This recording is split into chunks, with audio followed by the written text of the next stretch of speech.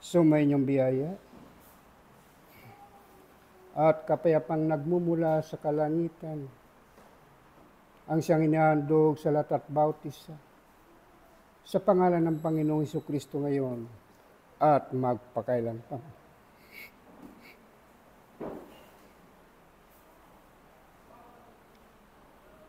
Ang pagbati ng kitaasan kaya hindi na makabatlayaan ay pinabot sa lahat at bautisa sa aking mga inibig na muli nagandog ng kanyang oras at panahon. Alang-alang sa pagdalo sa piging ng dakilang Panginoon sa mga oras nito. Ang pasasalamat ay pinabot sa lahat at bautisa na mga naririto sa mga sandaling ito. Tunay ngang nagagalak ang dakilang Panginoon na muli na silayan ang bautisa upang tuparin ang utos ng dakilang Diyos sa lahat at bautisa na mga tinawag at pinili sa bunton ng karamihan. Salamat sa bautisa sa aking mga inibig. Ganyan nga ang hinahanap lagi na sa bautisa ng dakilang Diyos, na kung saan ay lagi magpuri sa kanyang dakilang pangalan. Magpasalamat sapagkat taglahay ng bautisa buhat panong dakong una, hanggang sa mga sandaling ito ang kanyang lakas at buhay na pinahiram sa bautisa. Tunay ngang ang panahon ay nangungusap at hinahanap nga sa bautisa ang tunay na katatagan ng inyong pananalig at pananampalataya sa kanyang dakilang pangalan. Inyong narinig sa unang batlaya na namahayag na kung saan na hinahanap sa bautisa ang iyong kaamuan at kababaang loob, na kung saan ay laging bigkasin sa inyong mga labi ang pananalangin. Sapagkat tunay nga hayag sa inyong kaalaman na sa kapanahonang ito ay nagaganap ang nasusulat na sa banal na kasulatan buhat panong dakong una, na darating sa inyong mga panahong mapanganib, darating sa inyong panahon na masilan, at darating sa inyong mga panahon ang araw na masasama. Kaya nga bakit ibinabalik sa inyong mga alaala ang mga katagang matuto kayong manalangin lagi na, sapagkat hayag na sa inyong kalaman, mga iniibig, sa iba't ibang dako ng daigdig, ang kaguluhan. Ang kagulumihanan ng tao, ang takot, na hindi maunawa ng karamihan kung bakit ito'y nagaganap. Subalit ito'y tapos nang naisulat sa banal na kasulatang mangyayari at magaganap sa inyong kasalukuyan. Mga iniibig, bakit? Sapagkat tunay nga nasusulat sa banal na kasulatan ng wika ng dakilang Panginoong Hesus, na hindi ako naparito sa limbutan para sa mga matuwid, kundi sa mga makasalanan. Kaya nga't kung inyong maalaala, mga iniibig, na sinugo ng dakilang Diyos ang kanyang bugtong na anak sa tao, upang hanguin ang bautisa sa kasalanan na taglay ng tao. Bakit ito ang paulit-ulit na binabahagi at tinuturo ng kabatlihan? Sapagkat hinahanap nga sa bautisa ang tunay, nakaamuan, kababaang loob, ang malinis na puso, ang kasipagan sa pananalangin, sapagkat ito ang napapanahon sa inyong makalagayan, na kung saan ay marami ang naghahanap ng kalinga, marami naghahanap ng kapayapaan at kaayusan ng pamumuhay. Subalit ito na nga ang panahon upang madama ng tao ang laganap na kahirapan sa kalagayan. Subalit ang laging binabanggit sa inyo ng kabatlayaan sa tuwing sasapit ang banal na gawain katulad nito? Kayo ay matutong magtiis sa maraming bagay. Kayo ay gumawa ng karapat-dapat sa harapan ng dakilang Diyos. upang matamo ninyo ang kapayapaan at kayusanan niyong pamumuhay, ang kapanatagan, na kung saan hindi man ninyo banggitin sa inyong mga labi ninyong pangangailangan, ay nalalaman na ng dakilang Diyos kung ano ang nais ng bawat isa. Ano ang binabanggit sa nasusulat? Na huwag kayo magkaroon ng dalawang Panginoon sa inyong kalagayan, sapagkat ang isa ay tatakwil at ang isa ay kanyang sasampalatayanan. Ito ngayon nagaganap sa daigdig, mga iniibig, na kung inyong pagmamasdan ang kanyang kalagayan, marami ang nauhumaling sa kayamanan ng daigdig na ito, na kung saan ay tila naiwan na ang kanilang ipinangako sa harapan ng dakilang Diyos na sila'y maglilingkod alang-alang sa kanyang dakilang Panginoon.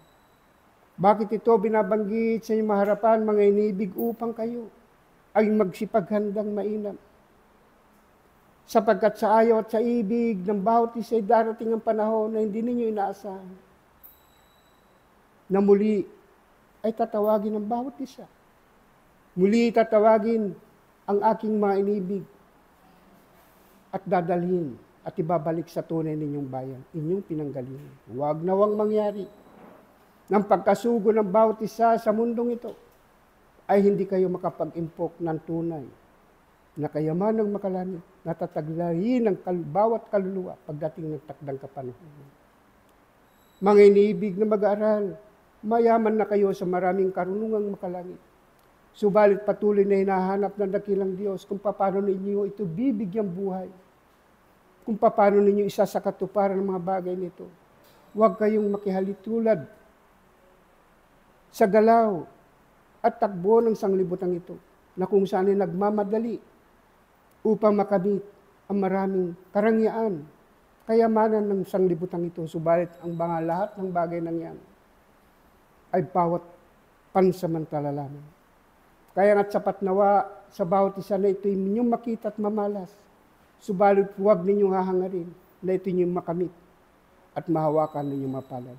Sapagkat darating yung takdang kapanahunan, mga inibig, na kung paano binabanggit sa sulat ng tao, ang kaluluwa ay sinugo sa kalupaan na walang anumang daladalahan. Muli at muling babalik ang kaluluwang yaon sa piling ng dakilang Diyos na walang daladala.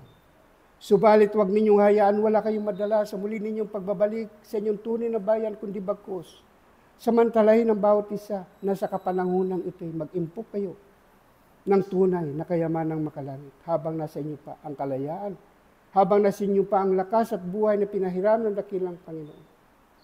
Sapagkat darating ang kapanahunan ng lahat ng tinawagan na magsasaka sa ubasan ng dakilang Panginoon, hindi na makakagawa ng anumang uri na mabuting gawa, sapagkat dumarating ang takip silim sa inyong kalagayan. Huwag nawang mangyari na maabutan ng bawat isa sa tunay na panahon, sa kalagayan ninyong mga tao.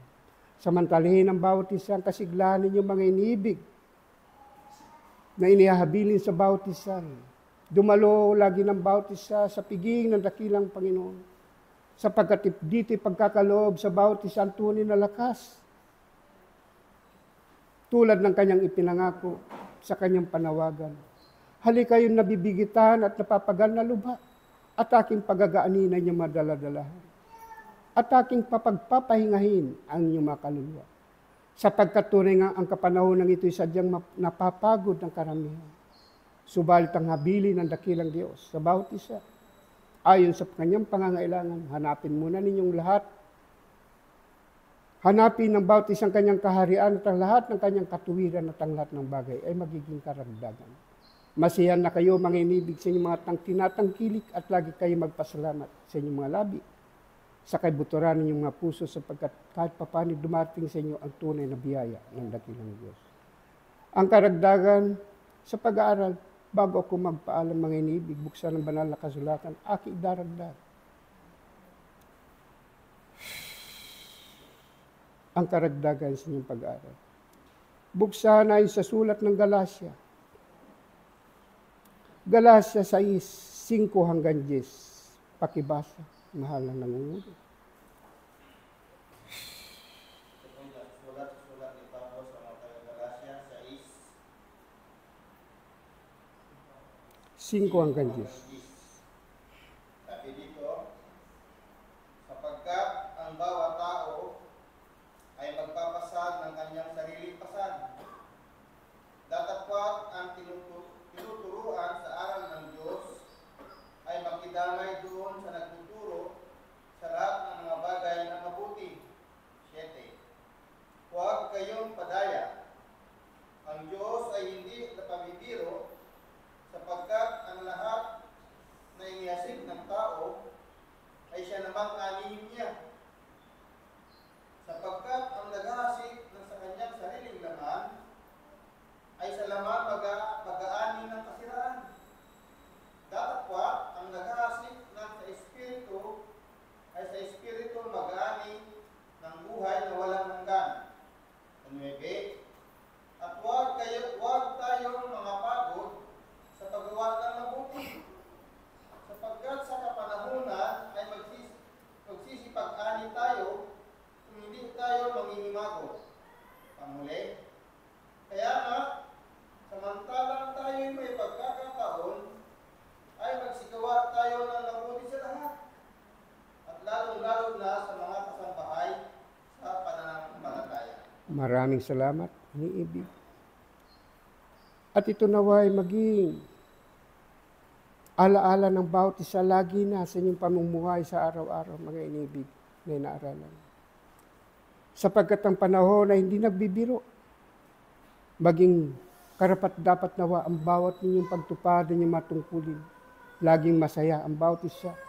Sa pagdalo, sa piging ng dakilang Panginoon sa tuwing sasapit ang banal na gawain katulad ngayon. Maraming salamat. Sana hindi kayo mapagod, sana hindi kayo magsawa na maghandog na inyong sarili sa harapan ng dakilang Panginoon upang magpuri at magpasalamat sa kanyang dakilang pangalan. Ito lamang aking bagi, muli. Ang kapayapaan ay aking iniwan at pag-ibig ng dakilang Diyos ang sinawang magkari sa bawat isa mula ngayon at magpakailanman. Paalam. Ako inyong kapatid sa Espiritu at sa isang pag-aaral, Arkanghel Miguel. Pag-ibig at kapayapaan ang maghari sa lahat at bawat isa ngayon at magpakailanman. Sa panahon ngang ito, aking mga minamahal na mga kapatid, ay marami ang nagtatagisa ng kaisipan. Bagamat hindi nga ninyo ito nakikita at nababasa. Tunay nga ang lakas ng kaisipan ay nariyan sa kapaligiran. At kung nariyan nga ang tagisan ng kaisipang iyan, naroon din ang mga katawang laman at ang kapangyarihan ay nagtatagisan. At sino nga ba ang mas makapangyarihan sa lahat ng iyan? Di bagat ang Diyos? Di bagat ang Diyos ang nakababasa ng inyong mga kaisipan? Nakakaalam ng inyong mga damdamin kung gaano nga ba ang kalinisan ng mga kaisipan at damdamin na iyan. At ganun din, natatanaw niya kung ano nga ba ang inyong mga gawa. Bagamat ito ay itago nyo sa inyong kapwa-tao, ay laging mayroon pa ring nasa kaitaasan sa bawat mga maliliit at mga malalaking ninyong ginagawa. Naroon nga at walang makaliligtas. Kaya nga aking mga minamahal na mga kapatid, maging tapat ang lahat at bawat isa, at hindi kayo gagawa lamang upang kayo ay purihin ng inyong kapwa. Gagawa lamang kayo at tutulong kapag dumarating ang mga kalamidad. Kapag dumarating ang panahon na kayo ay nangangailangan sa inyong mga kapwa at hindi nga ninyo susukatin ang kanilang kalagayan kung ano ang ihahandog ninyong tulong at ihahain yung pagkain sa inyong mga hapag. Lahat nga ay pantay-pantay niyong titingnan at pagkakawanggawaan sapagkat iisa ang inyong pinanggalingan. At kayo nga ay tinatawag ng mga magkakapatid. At kung kayo ay mga magkakapatid, Di bagat magkakaputol kayo ng buhay, bagamat iba-iba ang inyong mga anyo, iba't iba ang kalagayan nyo sa kapatagang lupang ito. Iba't iba rin ang dunong na panglupa na mayroon kayo. Kayo ay pantay-pantay na nilikha ng Diyos. Kung kaya nga ang lahat at bawat isa ay walang makaliligtas sa kanyang paningin. At bawat kaisipan na nariyan sa inyong mga isipan ay kanyang naririnig. Kung kaya nga aking uulitin, magpakaingat kayo, aking mga minamahal na mga kapatid, kung paanong pinaaalalahanan kayong mag-ingat kayo sa inyong mga gawa at bantayan ninyo ang mga inyong mga sarili. Ay lalo kayong magpakaingat sa lihim, sapagkat walang natatago sa kaitaasan.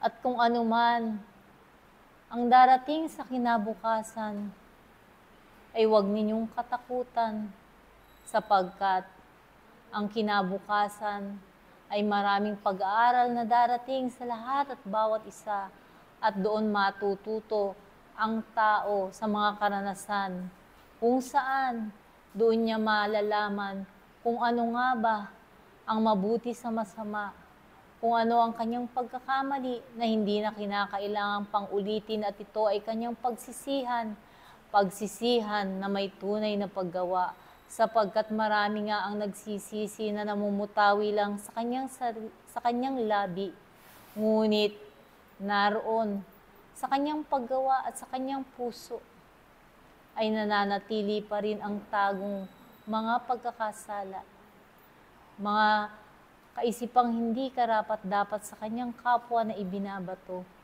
mga damdamin na kinikimkim na sama ng loob at galit, ay naroon pa rin, aking mga minamahal na mga kapatid.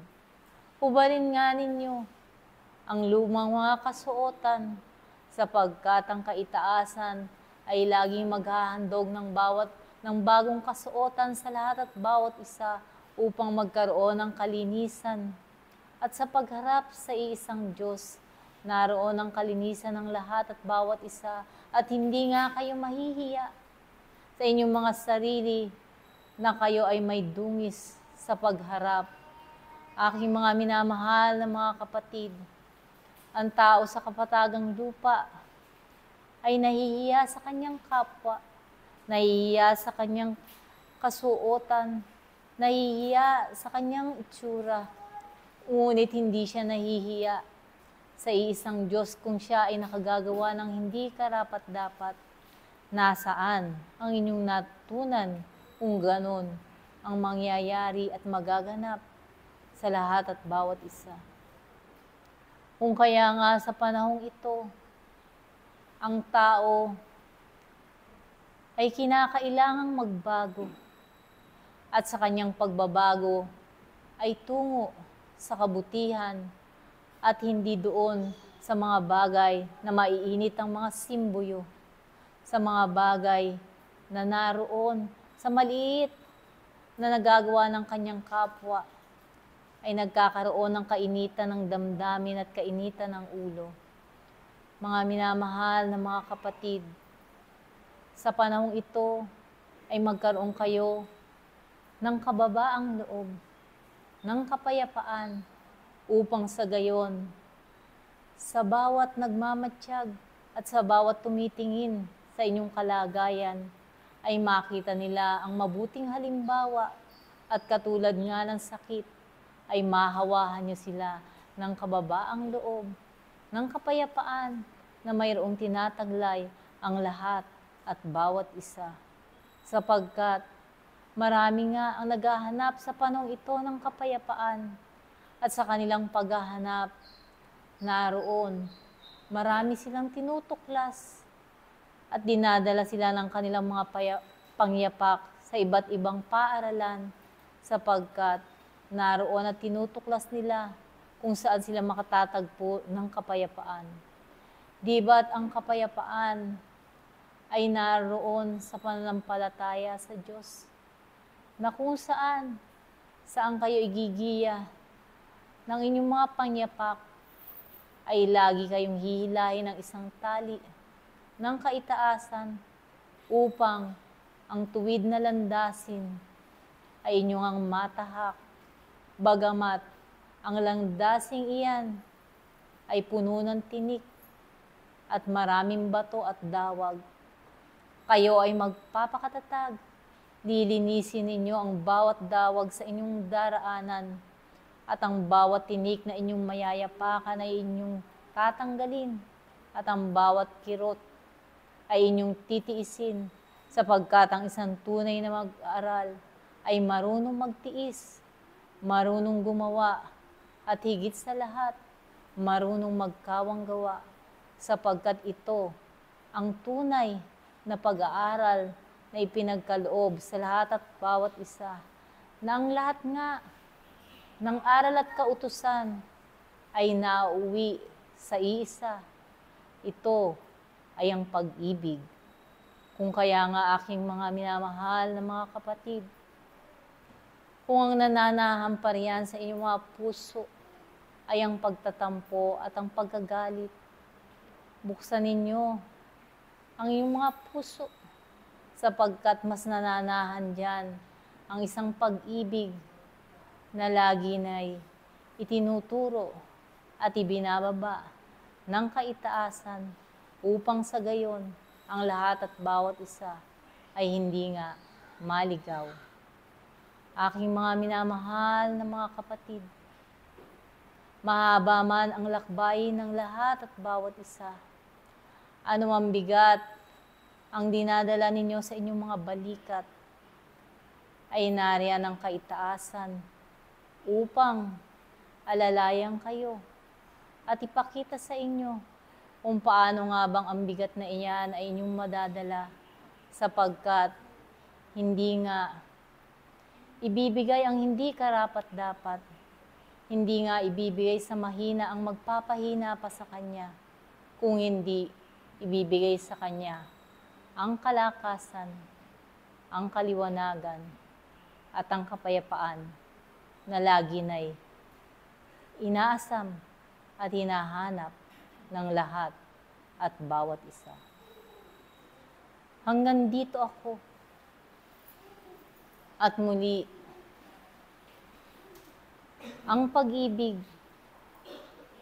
ang liwanag, at ang kapayapaan ang aking iniiwan sa lahat at bawat isa, ngayon at magpakailanman.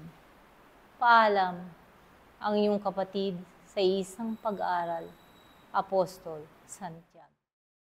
Sumainyo ang pag-ibig at ang kapayapaang nagbubuhat sa kaitaasan mula ngayon at lagi na. Mga iniibig na mga kapatid sa paturuan ng diwa, anong ang uri ng paggawa ang hinahanap sa bawat isa? Kayo na naririto, na binibigyan ng kaunawaan ng ayon sa kabanalan, anong uri na nga ng paglilingkod at paggawa ang inyong naihahandog? Mga iniibig na mga kapatid, ito rin ang layuning namumuo sa inyong mga puso, sapagkat tunay na binibigyan niyong puwang ang bahaging ito sa inyong pakikipamuhay sa sanglibutang ito. At ito ang isang bahagi na kung saan ang bawat isa ay tunay niyang nangagsisikap,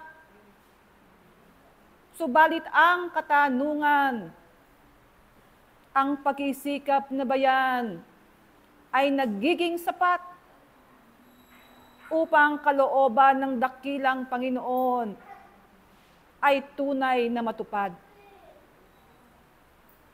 Ano nga ang ginagawa ng bawat isa? Saan niya nga inilalagak yung kanyang mga natipon na pinagkaloob ng dakilang Panginoon. Sa Kanya inilalagak, sa Kanya itinatago. Ito baga ay Kanyang pinagbubunga, sapagkat ito ang hinahanap ng dakilang Panginoon. Mga iniibig na mga kapatid, ang bawat kaloob ng dakilang Panginoon ay inyong nalalaman ang Kanyang kabanalan, ang Kanyang kahalagahan. Ito baga ay tunay niyong pinapahalagahan. Sa inyong buhay sa ngayon, ito na nga ba ay tunay na nagbunga sa inyong mga sarili? Sapagkat ano ang hahanapin ng bawat isa, kundi ang tunay na kaluguran ng dakilang Panginoon ay makita sa Kanya. Ang pagsisikap mandayan o aking mga iniibig na mga kapatid ay tunay niyong isinas sa puso at ginagawa ang lahat ng kaparaanan upang ang katuwiran ng dakilang Panginoon ay maganap sa bawat isa. Tunay, mahaba na nga ang panahon at di may pagkakaila ng bawat isa na siya ay maraming natipon. Subalit sa kapanahonang ito, dinadalaw pa rin ba kayo ng mga kapighatian? Inyong nalalaman na ang Diyos ay tunay na nag-iingat sa bawat isa, sapagkat ito ang Kanyang pangako at Kanyang halimbawa sa sinumang mag-iingat ng Kanyang salita.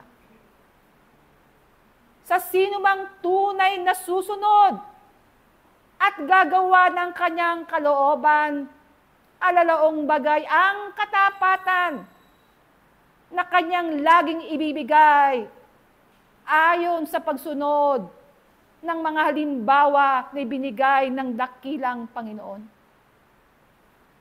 Kaya tanungin niyo ang inyong mga sarili, sa kahabaan ng panahon na sa inyo'y pinagkakaloob, hanggang sa kapanuhunang ito, ano na nga ba ang naihandog ng bawat isa? O mga iniibig na mga kapatid, ang Panginoon sa ngayon, mula sa kahapon at hanggang sa mga darating na panahon, tunay na siya hindi babali sa layuning Kanyang daladala upang ang bawat isa ay Kanyang maihahon mula sa kahirapan. Na ang bawat isa ay Kanyang tutulungan na lagi na ang liwanag, sila ay matanglawan. Kung kaya nga o aking mga iniibig na mga kapatid, inyo bagang napapag-unawa ang mga katagangyan na sa inyo'y binibigay sa bawat halimbawa na hanggang ngayon ay Kanyang ipinadarama sa bawat isa. Ang inyong mga buhay, ang bawat hininga, na sa inyo'y tinatalaga hanggang sa kapanahunang ito, na nagbabadya ng laging pagkakataon at pag-asa sa bawat isa, upang sa bawat kamalian, tunay na siya ay makabangon. Tunay niyang mapag-unawa ang bawat halimbawa na sa Kanya'y idinudulog. na bagamat ang tao ay paulit-ulit na nagkakamali, narito, ang bukas ay lagi niyang ibinibigay. Sapagkat naroroon ang isang pag-asa na nakikita ng dakilang Panginoon sa bawat isa, na sa takdang panahon ng bawat isa ay tunay na mga agbabago, tunay na magbibigay ng isang pagsisisi, isang pagsisising tunay na gagawa ayon sa kanyang kalooban, ayon sa mabubuting gawa na kanyang maihahandog, hindi lamang sa kanyang sarili, kundi sa kanyang kapwa. At ang lahat ng ito ay kanyang gagawin sapagkat ang pag-ibig ng dakilang Panginoon ay kinakailangang matupad sa bawat isa.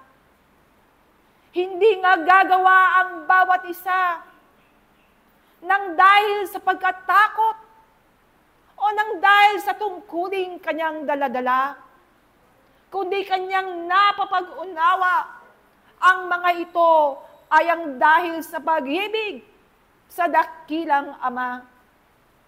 Ang lahat at bawat isa na tulad nyo at tulad namin ay naroroon sa isang kalagayang kinakailangang umabot sa isang paglilingkod at isang paghahandog na magiging karapat-dapat sa kanyang harapan. Kaya't kung ang mga bagay na ito ay di nyo rin maiibig, paano nga ang pag-ibig na yan ay may bubunsod nyo sa harapan ng dakilang Panginoon? Mga iniibig na mga kapatid sa paturuan ng diwa, kayo nga'y tunay na manalangin at ang tunay na kaunawaan ng dakilang Panginoon ang inyong hilingin upang sa bawat karunungang inyong daladala, kung ito ay nagkakaroon pa ng pag-aalinlangan at ng pagdadalawang akala, ang mga ito ay tuluyang mapawi at maibigay ng bawat isa ang kanyang buong kakuan sa pagtitiwala sa dakilang Panginoon. At ito ang sa inyo'y aking paalala upang minsan pa ay lalo kayong magsikap, magtiyaga nang upang ang pag-asa at ang kagalakan sa paggawa na may kahabagan sa inyong mga kapwa at sa inyong mga sarili ay magkaroon ng puwang. Kaya't hanggang dito ako at muli ang pag-ibig ng dakilang Panginoon ang siyang aking iniiwan sa bawat isa mula ngayon at lagi na. Ang inyong kapatid sa isang Panginoon at isang pag-aaral, Pedro Apostol. Sumainyong pag-ibig at ang kapayapaang nagbubuhat sa isang Diyos mula ngayon at magpakailanpaman. Mga iniibig na mag-aaral sa pangalan ng Panginoon, naunawaan niyo ba kung bakit kayo dinala sa paaralan? Naunawaan niyo rin ba kung bakit kayo tinuturuan ng mga bagay ayon sa Espiritu? Sapagkat kung ninanais ng bawat isa sa inyo na tunay na matupad niyo ang pangunahing utos, kinakailangan bawat isa ay nag-aaral ayon sa Espiritu. Sapagkat ito ang tunay na bahagi ng Diyos sa bawat pagkatao, ang kanyang hininga, ang inyong mga espiritu. Gaano nga ba kahalaga ang espiritu na yan na inyong taglay-taglay upang muling turuan, upang bigyan ng pagkakataong madala sa paaralan, upang bihisan ng laman? Ano ang kinakailangan nyo pang malaman kung ang lahat pala ng bahaging meron kayo ay mula na sa Diyos? Ito ba ay kulang? Ito ba ay nawawala sa inyong mga pagkatao? Tunay may layunin ang paaralan. Tunay din na may layunin ng Panginoon kung bakit ang kanyang mga utos, kung bakit ang kanyang salita ay kanyang pinalaganap sa buong sanglibutan. At ang sanglibutang ito hindi lamang ang mundo na inyong kinalalagyan. Sa bawat bahagi ng universo na natatanaw at kayang tanawin pa ng tao, ito'y bahagi ng sanglibutan. Lahat ng ito'y kalagayan, lahat ng ito'y maaaring yung tawaging paaralan. At anong ginagawa ng bawat isa sa paaralan? Upang matuto, upang maturuan, upang makaunawa siya ng karunungan ng Diyos ayon sa Espiritu. Ano nga bang magiging tungkulin ng tao? Bakit kinakailangan siyang turuan? Bakit kinakailangan siyang bigyan at paglaanan ng panahon upang makaalam? Dito pumapasok ang tungkulin na dapat gampanan. Hindi kayo maiiba, aking mga iniibig, sa mga likhain ng Diyos ayon sa pag-ibig. Lahat ng likha ng Diyos ay gumagawa ng kanilang tungkulin. Lahat sila'y nakakaunawa ng batas ng Diyos. Ano ang tao ayon sa kanyang pagkakalikha? Naalala niyo pa ba ang unang kasalanang nagawa? Na ang tao ay tumalikod sa utos ng Diyos sa pamamagitan din ng salita. Kayo aking mga iniibig, gaano karaming salita ang inyong narinig? Ano rin ang sinasabi ng inyong bibig? Lahat bang yan ay maglalayo sa inyo sa Diyos o lahat ng yan magtuturo sa inyo tungo sa kabanalan? Lahat ng bagay na nakikita ng tao sa sanglibutan, naunawaan ninyo, ito man ay lilipas. Kahit ito ay karunungan, kahit ito ay paggalaw ng inyong kaisipan, damdamin at kalooban, lahat yan ay pinalilipas. Ngunit kahit yan ay lumilipas, ito'y inaari ng tao na kanyang yaman, sapagkat hindi niya nakilala ang yaman ng Diyos na sa kanya'y unang ipinagkatiwala. Ito ang layunin ng paaralan, upang ipaalala sa tao ang tunay na yaman na mula sa Diyos. At anong layunin ng pagpapakilala sa inyo ng batas ng Panginoon, upang makilala rin niyo ang kaibahan ng mga bagay na pang-espiritual o ayon sa tahanan ng Panginoon, at ang mga bagay na naaayon sa paaralan na tinatawag niyong pangmaterial. Upang ang tao din ay hindi madaya habang siya yumayaon sa lupa. Habang siya nasa paaralan, makita niya agad ang kaibahan ng maraming bagay upang mula dito maunawaan ang bawat pagkatao saan man siyang ilagay na bihisang laman, mananatili sa kanya ang salita ng Diyos. At ano pang isang layunin upang ang tao ay makatupad sa tunay na pag-ibig na pinakilala mula noon hanggang ngayon. Walang iba kundi ang pag-ibig sa Diyos na ibinibigay mo ang buong puso mo at buong kaluluwa, buong pagkatao at ang iyong sariling buhay. May layunin ang paaralan. May layunin ang pag-aaral. Pumaparoon ba kayo sa layunin na yan? Sapagkat mga iniibig ng mga kapatid, kung paano kayong naging saksi sa lahat ng bagay mayroon sa sanglibutan.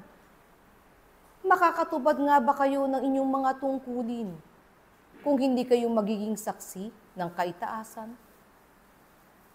Sapagkat tunay ang layunin ng paaralan ay gawin kayong saksi para sa kanyang pangalan. Ano ang inyong nasaksihan? Ang inyo bang nasaksihan ay magiging sapat upang maging sukatan na kayo nakatupad na may kabuuan? Ito man ay inyong pag-isipan. Sapagkat kung ang bawat layunin ay tinitindig ayon lamang sa akala ng inyong mga puso, sapagkat kayo'y mga tao na may mga tungkulin din ayon sa laman, at inaakala nyo kung kayo'y magtagumpay sa tungkulin nyo sa laman, kayo'y nagtagumpay na ayon sa Espiritu. Bakit pa nga ba kayo dinadala pa sa paaralan? Kung ito lang pala ang magiging layunin.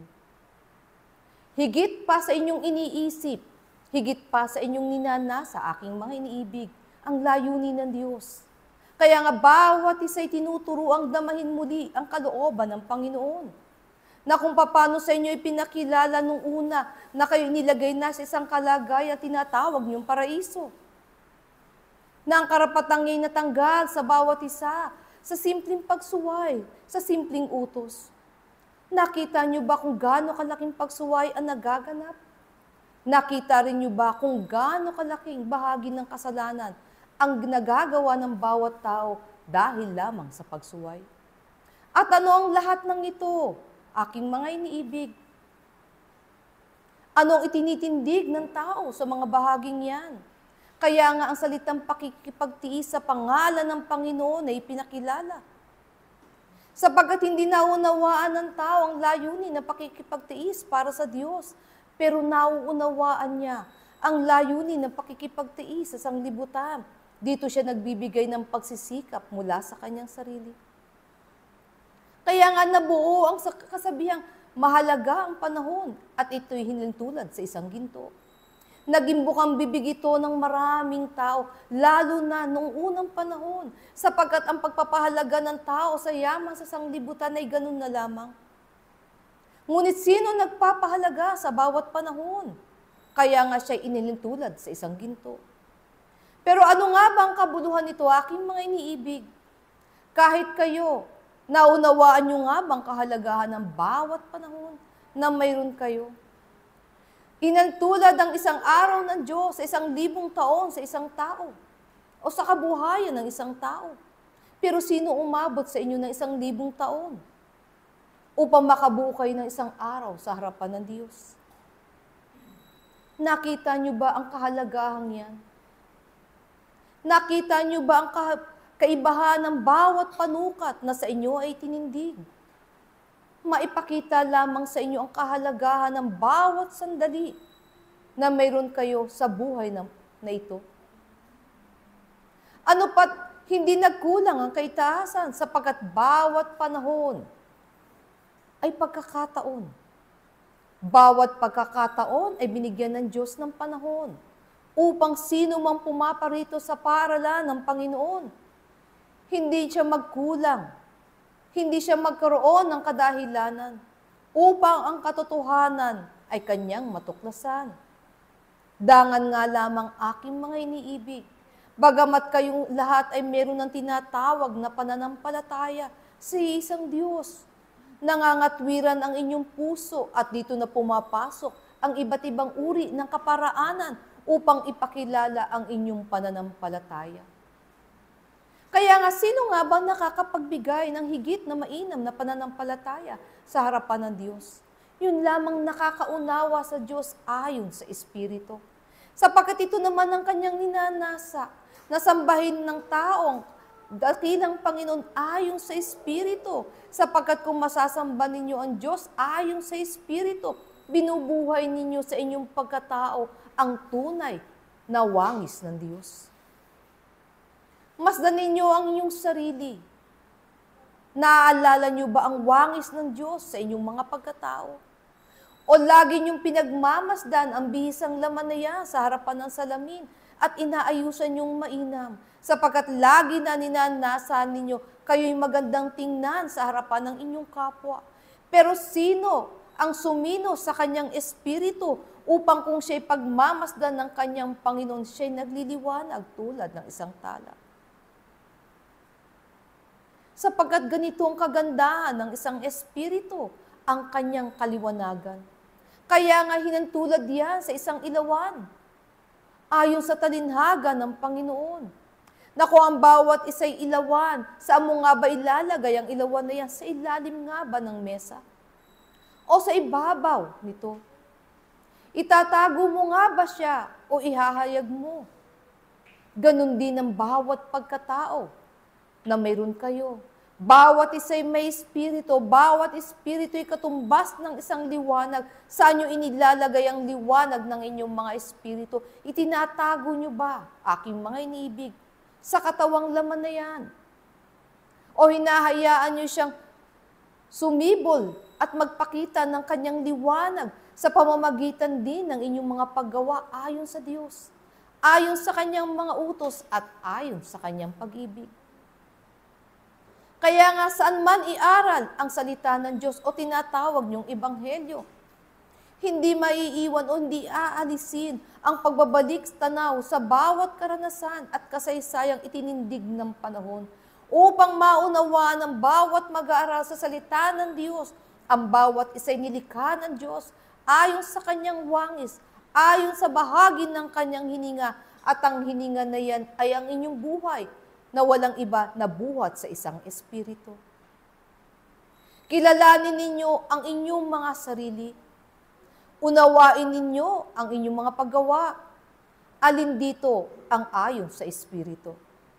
Bagamat tinuturuan kayo ng kagandahang asal mula sa lipunan ng tao, dapat nyo ring maunawaan meron ding kagandahang asal ayon sa espiritu, na siyang pangunahing palitantigan upang ang tunay niyong pagsamba at paggalang ay maibigay niyo sa Diyos. Sapagkat hindi lamang sapat na kayo nakikinig lamang ng kanyang salita. Dapat niyong maunawaan sa bawat isang nakikinig, kinakailangan makita ito sa kanyang paggawa.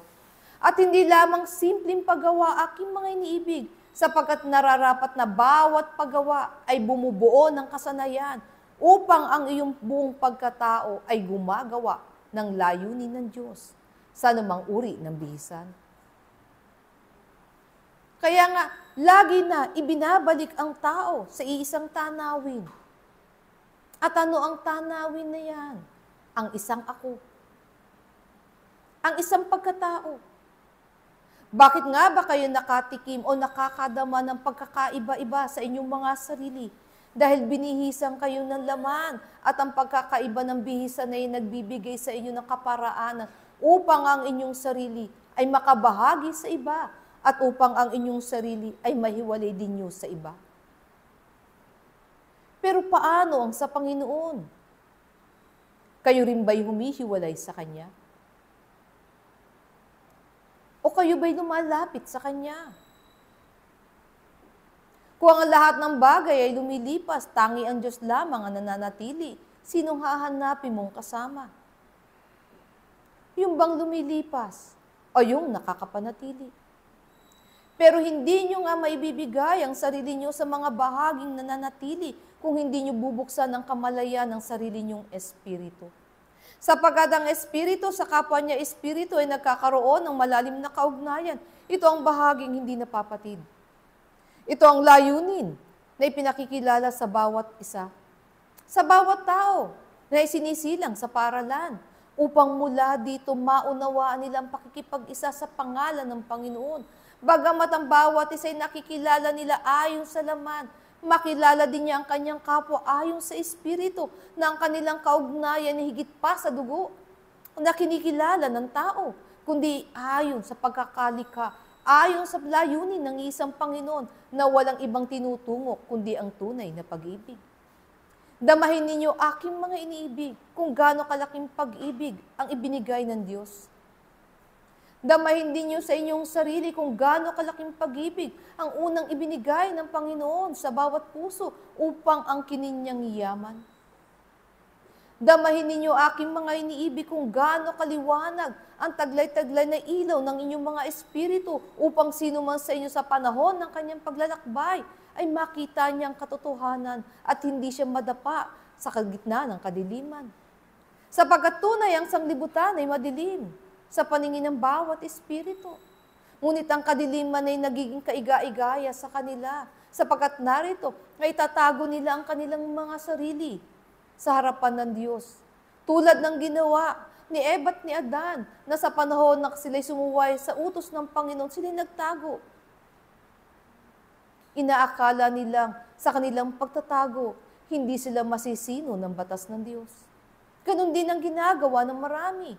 Inaakala nila na lagi silang makakapagtago ng kanilang mga kasalanan at kanilang mga kamalian ayon sa batas ng Diyos. Hindi nila nalalaman na ang Diyos ay sumisino ng bawat pagkatao at ang bawat batas na ipatuloy na uusig sa bawat isa, sapagkat lagi na nakakalimutan ng bawat isa ang tunay na layunin ng kanyang buhay kung bakit siya nasa paralan. Bakit siya pinag-aaral? Bakit siya tinuturuan ng mga bagay na tinatawag na mabuti at mainam upang lagi na ang kabutihan ng Diyos ay manatili sa Kanya, upang ang nilikha ng Diyos na tinawag niyang mabuti sa kapanahunan ay tunay nga maging mabuti at magbunga ng kapwa mabuti. Mga iniibig na mga kapatid, ito lamang ang bahagi ko sa inyo. Muli, ang aking handog ng pag-ibig at ng kapayapay aking iniiwan sa bawat isa mula ngayon at magpakailanpaman. Paalam. Ako ang sa inyo ay naglingkod at sa harapan ng dakilang Panginoon, Espiritu Santo ng katotohanan. Paalam.